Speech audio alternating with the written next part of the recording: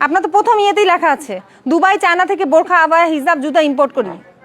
তাহলে আপনি কেন বললেন যে ফ্যাক্টরিতে তৈরি? তাহলে কি ফেসবুকে মিথ্যা মিথ্যা বিজ্ঞাপন দিয়ে বিক্রি করছেন, কাস্টমারদের প্রতারিত করছেন? এগুলো মূল্য কত? 17,650। আপনার কিছুই লেখা নেই এই প্রোডাক্ট। আপনি বলেন, একজন যখন কাস্টমার আসবে তার তো জানার অধিকার আছে না? কি ফেব্রিক কি বলেন?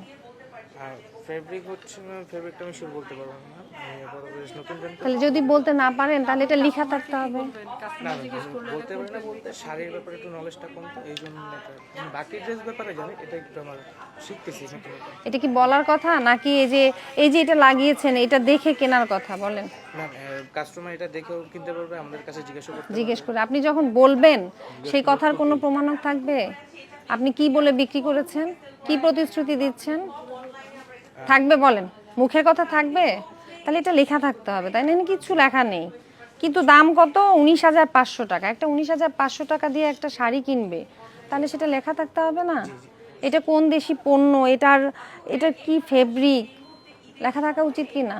জি অবশ্যই। আপনি কি এখানকার ম্যানেজার? জি আমি এখানকার ম্যানেজার। উনি লাইভ করছেন? উনি কে লাইভ করতেছে? উনি হচ্ছে আমাদের ব্র্যান্ড অ্যাম্বাসেডর। আর মালিক আছেন এখানে? না ম্যাম বর্তমানে এখানে নেই। তা আপনি ম্যানেজার, আপনি তো কিছু বলতে পারছেন না। কিছু বলতে পারবেন বলতে শাড়ির ব্যাপারে আমার একটু কোনটার বিষয়ে বলতে পারবেন, আর বাকি যেগুলো প্রোডাক্ট আছে এগুলোর ব্যাপারে জানি। এগুলো কি বাংলাদেশি আবায়াগুলো? এগুলো সব আমাদের নিজস্ব ফ্যাক্টরিতে ম্যানুফ্যাকচারিং। কোথায় আপনাদের ফ্যাক্টরি? কোথায়? ম্যাম লোকেশনটা অ্যাকচুয়ালি আপনি লোকেশনও বলতে পারেন না ফ্যাক্টরি, তাহলে আপনি কি করছেন?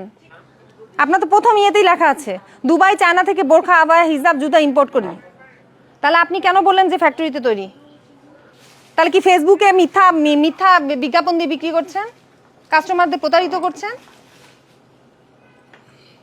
এই যে লেখা আছে দুবাই ও চায়না থেকে বোরখা আবায়া হিজাব ও জুতা ইম্পোর্ট করি।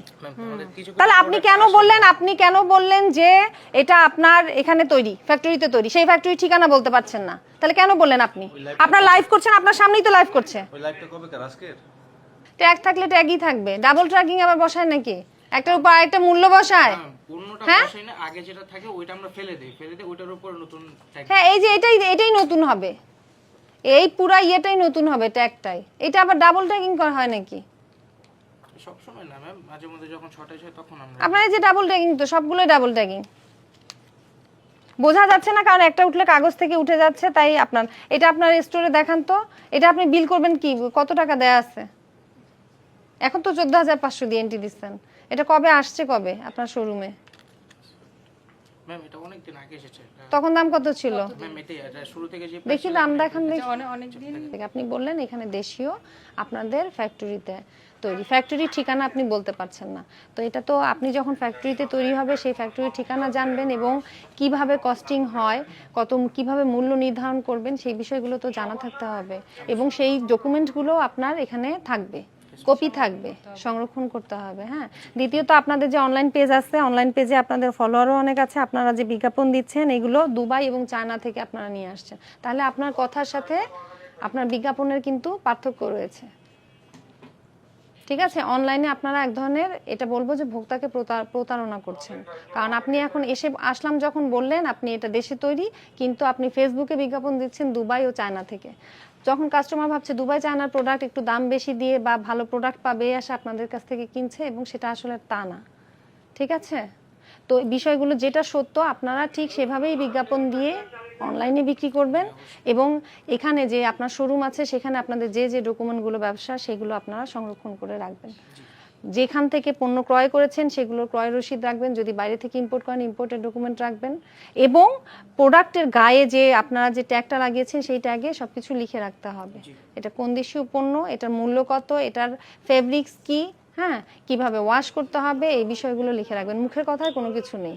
ঠিক আছে, আপনি কি বুঝতে পেরেছেন? আপনার যে অপরাধগুলো হয়েছে, যেগুলো আপনাকে করতে হবে, সেগুলো বুঝতে পেরেছেন? এখন আমরা একটা সতর্কতামূলক জরিমানা করব আপনাকে, এবং ভবিষ্যতে আপনি এটা করবেন না, আমরা পরে আবারও এসে আপনাকে এটা করব। জরিমানা যেটা করা হবে আপনি এটা জরিমানা এখন পরিশোধ করবেন। ঠিক আছে?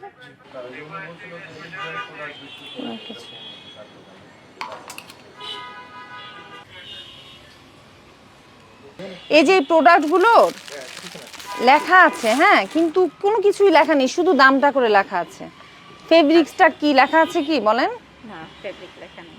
তারপর এটার মানে ফেব্রিক্স লেখা নেই, কোন দেশীয় পণ্য কিছু লেখা আছে? না। কেন এটা অ্যাটলিস্ট তো ফেব্রিক্স কি সেটা তো লেখা থাকবে, মূল্যটা লেখা থাকবে, তারপর হচ্ছে কিভাবে ওয়াশ করতে হয় সেগুলো লেখা থাকবে, এবং এটাও নির্দেশনা দেওয়া হয়েছে যে কোন দেশীয় পণ্য সেটাও লেখা থাকতে হবে। ড্রাই ওয়াশটা এটা আমরা ইনভয়েসে আর কি করি যে ড্রাই ওয়াশ করতে হবে। এখন আপনি দেখেন, আপনি এই যে পণ্যগুলো মূল্য লিখলেন, এগুলো মূল্য, এটা মূল্য কত? 11,000। দেখেন আপনি কিচ্ছু লেখা নেই। আচ্ছা, আর এটা এটা কোন দেশের? এটা এটা ফেব্রিকটা এখান থেকেও কালেক্ট করা, বাইরে থেকেও, আর কাজ এখানে। এই যে এইগুলোর দাম কত বলেন, আপনি বলেন। এই যে এইগুলোর এগুলো মূল্য কত? 17,650। আপনার কিছুই লেখা নেই এই প্রোডাক্ট, আপনি বলেন।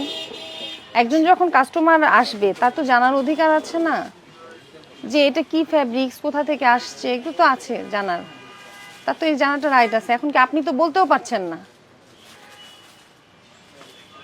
শুধু শুধু দাম দিয়ে রাখলে হবে বলেন? সবগুলোই তো দাম অনেক বেশি। শুনেন, এই যে পণ্যটা দেখেন, আপনি এখানে জাস্ট নর্মালি শুধু দামটা লিখে রাখছেন, কিন্তু পণ্যের গায়ে বলেন কিছু লেখা আছে?